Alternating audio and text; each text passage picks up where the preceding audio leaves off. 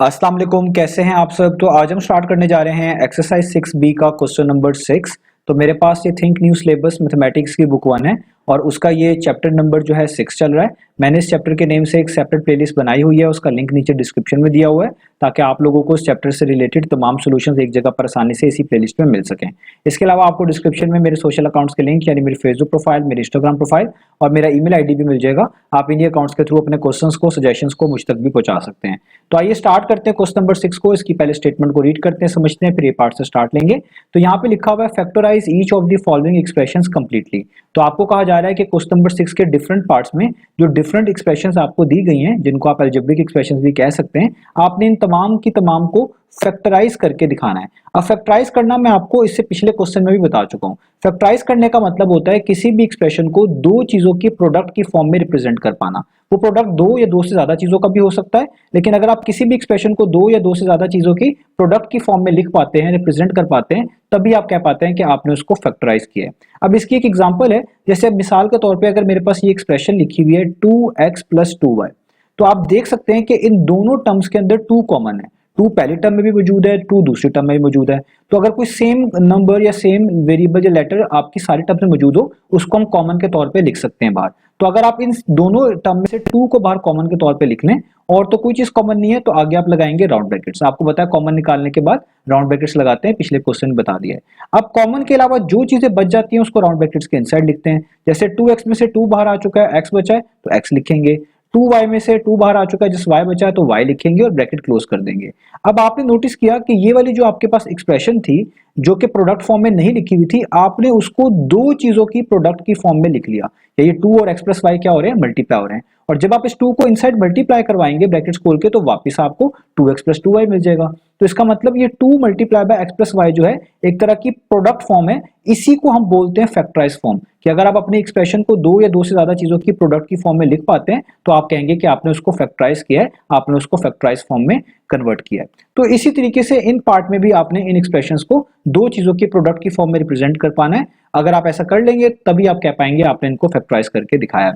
तो आइए स्टार्ट लेते हैं। तो ए पार्ट में देखिए लिखा हुआ है -25y -35। तो जब भी आपने फैक्टराइज करना होता है, आप चीजों में कॉमन देखते हैं। कॉमन साइंस के लिहाज से भी हो सकता है, कॉमन नंबर्स के लिहाज से भी हो सकता है, कॉमन वेरिएबल और लेटर के लिहाज से भी हो सकता है। तो पहले आप देखें, आपकी जो दोनों टर्म्स हैं, इन दोनों टर्म के जो पीछे साइन है वो माइनस है। इधर भी साइन माइनस है, इधर भी साइन माइनस है। तो जब भी आपकी तमाम टर्म में पीछे माइनस का साइन आपको नजर आए हर टर्म के, तो आप माइनस को भी एज अ कॉमन ट्रीट कर सकते हैं, उसको भी कॉमन के तौर पे बाहर लिख सकते हैं। तो इसलिए यहाँ पे दोनों टर्म में माइनस है, तो मैं यहाँ पर माइनस का साइन बाहर लगा रहा हूँ कॉमन के तौर पे। अब आप नंबर्स की बात करें यहाँ पर, तो देखिए यहाँ पर 25 है, यहाँ पर 35 है। ये 25 और 35 ये आपके पास ऐसे नंबर्स हैं जो कि दोनों के दोनों कंप्लीटली डिविजिबल हैं 5 से।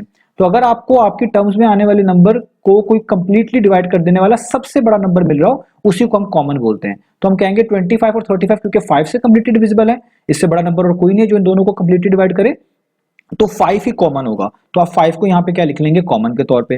अब वेरिएबल की बात करें तो y पहली टर्म में आ रहा है, दूसरी में आ ही नहीं रहा, तो ये तो कॉमन नहीं है। हर टर्म में आना चाहिए वेरिएबल या किसी लेटर को, तब हम उसको कॉमन के तौर पे बाहर लिख पाते हैं। इसका मतलब इसमें और कुछ भी कॉमन नहीं है। तो जब सारा कॉमन लिख चुके हो, आपने राउंड ब्रैकेट्स लगा देनी, जैसे मैंने लगा दिया।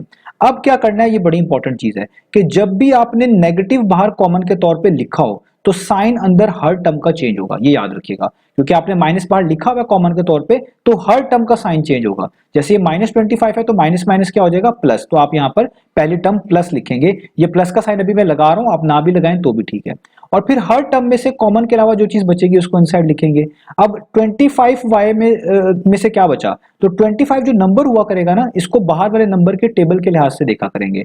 तो आपने देखना बाहर 5 कॉमन है, 5 के टेबल में 25 कितने टाइम्स आता है, 5 टाइम्स 5, 5 टाइम्स 25 होता है। तो आप यहाँ पे लिखेंगे 5। ये जो y है आपके पास, इसको यहाँ पे लिखने की जरूरत है क्योंकि ये चीज बाहर कॉमन नहीं आई हुई। जो चीज बाहर कॉमन नहीं आई होती उसको अंदर लिखना पड़ता है। तो y वैसे का वैसे ही। आगे आप देखिए -35 है, क्योंकि आपने माइनस कॉमन लिया हुआ है, हर टर्म का साइन चेंज हो जाएगा। तो माइनस माइनस क्या होता है, प्लस। तो यहाँ पे आप कर देंगे प्लस। ये नंबर है, नंबर के केस में आपने बाहर वाला नंबर देखना है, उसका टेबल पढ़ना है, जितने टाइम्स ये वाला नंबर आता होगा वो यहाँ पे लिखना है। तो 5 7 टाइम्स 35 होता है, तो यहाँ पे आ जाएगा 7 और ब्रैकेट क्या हो जाएगी, क्लोज। तो देखें आपने अपनी गिवन एक्सप्रेशन को दो चीजों की प्रोडक्ट की फॉर्म में लिख लिया।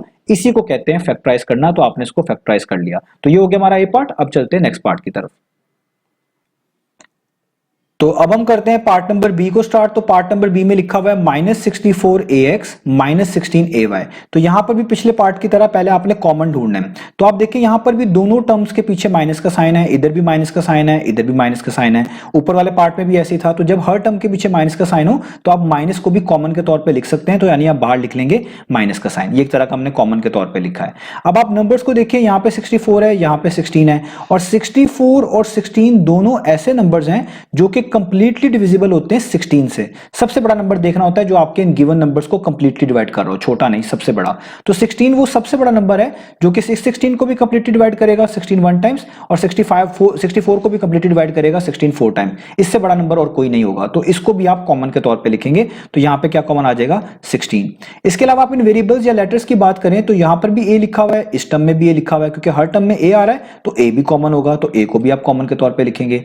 एक्स पहली टर्म में है, दूसरी टर्म में नहीं है, वाई दूसरी टर्म में है, पहली टर्म में नहीं है। तो जो आपके पास वेरिएबल या लेटर सारी टर्म्स में ना हो उसको हम कॉमन के तौर पे नहीं लिखते, यानी बस -16 ए कॉमन है। तो आगे आप कब क्या लगाएंगे, राउंड ब्रैकेट्स। अब आपको चीजें पता है, जब भी कोई चीज नेगेटिव साइन के साथ बाहर कॉमन हो तो अंदर साइन हर टर्म का चेंज करना पड़ता है। तो ये -64 ने भी +64 होना है, क्योंकि ये माइनस माइनस क्या होता है, प्लस। अब नंबर्स के केस में क्या करना होता है, आपने टेबल पढ़ना होता है जो बाहर कॉमन लिया होता है उस नंबर का। तो 16 कितने टाइम 64 होता है, तो वो होता है 4 टाइम्स। आप यहां पे लिखेंगे 4।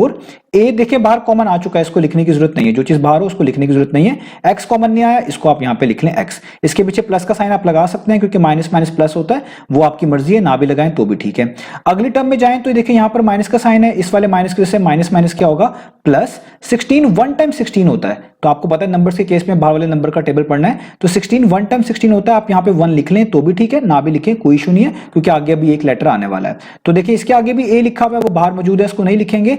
वाई यहां पे लिखा हुआ है, वाई बाहर कॉमन नहीं आया हुआ, जो चीज बाहर कॉमन नहीं आई होती उसको अंदर लिखना पड़ता है। तो यहां पे आप वाई लिख देंगे, आप इसको 1y भी लिख सकते हैं। तो देखिए आपने अपने गिवन एक्सप्रेशन को दो चीजों की प्रोडक्ट की फॉर्म में लिख लिया, इसी को कहते हैं फैक्टराइज करना। तो ये हो गया आपका बी पार्ट। तो अब आपको सामने स्क्रीन पर पार्ट नंबर सी लिखा हुआ नजर आ रहा है। यहाँ पे टोटल 3 टर्म्स हैं, तो यहाँ पर भी आपने कॉमन ढूंढना है। तो सबसे पहले देखिए यहाँ पर भी पहली टर्म के पीछे माइनस का साइन है, दूसरी टर्म के पीछे भी माइनस का साइन है, तीसरी टर्म के पीछे भी माइनस का साइन है। तो जब तमाम टर्म्स के पीछे माइनस का साइन हो, आपको पिछले पार्ट से बताता आ रहा हूँ, माइनस कॉमन ले सकते हैं। तो आप यहाँ पर माइनस कॉमन ले लेंगे। अब आप नंबर्स की बात करें, ये 81 है, ये 9 है और ये 18 है। मैं अगर इन तीनों नंबर्स को यहाँ पे लिख लूँ तो आप जानते हैं कि इन तीनों नंबर्स को कंप्लीटली डिवाइड कर देने वाला सबसे बड़ा नंबर 9 है। 9 1 टाइम्स 9 होता है, 9 2 टाइम्स 18 होता है, 9 9 टाइम्स 81 होता है। इससे बड़ा नंबर कोई नहीं मिलेगा जो इन तीनों नंबर्स को कंप्लीटली डिवाइड कर रहा हो। इसका मतलब इन तीनों नंबर्स में 9 भी कॉमन है, तो यहां पे इसको भी लिख लें। इसके अलावा आप देखिए W पहली टर्म में है, दूसरी टर्म में है, तीसरी टर्म में भी है। तमाम टर्म में एक जैसा लेटर नजर आ रहा है, वो भी कॉमन होता है, तो W भी बाहर कॉमन आ जाएगा। इसके अलावा और कुछ कॉमन नहीं है, क्योंकि X दूसरी टर्म में है, पहली में नहीं है, और ना ही तीसरी में है। और इसी तरीके से आप Y देखें, आखिरी टर्म में है और वो बाकियों में नहीं है। यानी बस यही एक लेटर था जो तीनों टर्म में था, जिसको मैंने कॉमन के तौर पे लिख लिया है। तो जब आप कॉमन निकाल चुके हो, आगे आप राउंड ब्रैकेट डालते हैं। और आपको मैं बता चुका हूं, माइनस का साइन जब बाहर कॉमन के तौर पे हो, अंदर हर टर्म का साइन चेंज होगा। तो ये पहली टर्म का जो माइनस है, ये भी क्या हो जाएगा, एक तरह का प्लस। और 81 है जो नंबर है, उसको बाहर वाले नंबर जो कॉमन आपने लिया होता है उसके टेबल के लिहाज से जज करना होता है। तो बाहर 9 कॉमन है, 9 के टेबल में 81 कितना आता है, 9 टाइम्स। तो यहां पे आप लिखेंगे 9 टाइम्स। और W बाहर आ चुका है कॉमन, जो चीज बाहर कॉमन के तौर पे एग्जैक्टली सेम टू सेम मौजूद हो उसको अंदर नहीं लिखा जाता। आप इस प्लस के साइन को ना भी लगाएंगे तो भी ठीक है, जस्ट समझाने के लिए यहां पे लगाया। अब अगली टर्म का भी साइन चेंज होगा इस माइनस की वजह से, माइनस माइनस प्लस। 9 बाहर कॉमन के तौर पे आ चुका है, इसको ना भी लिखें ठीक है, जो भी समझ सकते हैं। 9 1 टाइम्स 9 होता है, यहाँ पे आप 1 भी लिख सकते हैं, वो भी ठीक है। W भी बाहर कॉमन आ चुका है, इसको भी ना लिखें। X कॉमन नहीं आया, जो चीज कॉमन नहीं आई उसको यहाँ पे लिख लेते हैं। तो यहाँ पे आप लिख लेंगे X। आगे अगली टर्म का भी साइन चेंज होगा इस माइनस की वजह से। माइनस माइनस क्या होता है, प्लस। आपको पता है 18 है, तो 18 को बाहर वाले नंबर के लिहाज से देखेंगे। 9 2 टाइम्स 18 होता है, तो यहाँ पे लिखेंगे 2। W बाहर कॉमन आ चुका है, उसको नहीं लिखेंगे। Y कॉमन नहीं आया, उसको लिख देंगे और यहाँ पे ब्रैकेट क्या कर देंगे, क्लोज। तो देखें आपने अपनी गिवन एक्सप्रेशन को दो चीजों की प्रोडक्ट की फॉर्म में रिप्रेजेंट कर लिया, इसी को कहते हैं फैक्टराइज करना। तो ये हो गया आपका सी पार्ट। तो अब आपको सामने स्क्रीन पर पार्ट नंबर डी लिखा हुआ नजर आ रहा है। तो यहाँ पे भी टोटल 3 टर्म्स हैं, -24x, -36 और -12xc। तो पहले तो आप देखें यहाँ पर इन तीनों टर्म्स में हर टर्म के पीछे माइनस का साइन है। यहाँ पर भी माइनस का साइन, यहाँ पर भी माइनस का साइन और इस टर्म के पीछे भी माइनस का साइन। अगर हर टर्म के पीछे माइनस का साइन हो, आपको पिछले पार्ट से बताता आ रहा हूँ, आप माइनस को कॉमन के तौर पर लिख सकते हैं। तो मैं माइनस को यहाँ पर कॉमन के तौर पर लिख लूंगा।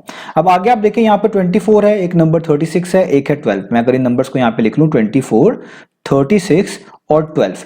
तो आप देखें इन तीनों नंबर्स को कंप्लीटली डिवाइड कर देने वाला सबसे बड़ा नंबर 12 मौजूद है। इससे बड़ा कोई और नंबर नहीं है जो कि इन तीनों को कंप्लीटली डिवाइड करता हो। 12 1 टाइम्स 12 होता है, 12 आपके पास जो है 3 टाइम्स 36 होता है, और 12 2 टाइम्स 24 होता है। तो इससे बड़ा नंबर आपको नहीं मिलेगा, तो इसका मतलब इसको आप कॉमन के तौर पे लिखेंगे। तो यहाँ पे आप 12 को भी कॉमन के तौर पे लिख देंगे। बाकी वेरिएबल्स या लेटर्स आप कह लें, इनके केस में कुछ भी कॉमन नहीं है। एक्स पहली और आखिरी वाली टर्म में है तो बीच में नहीं है।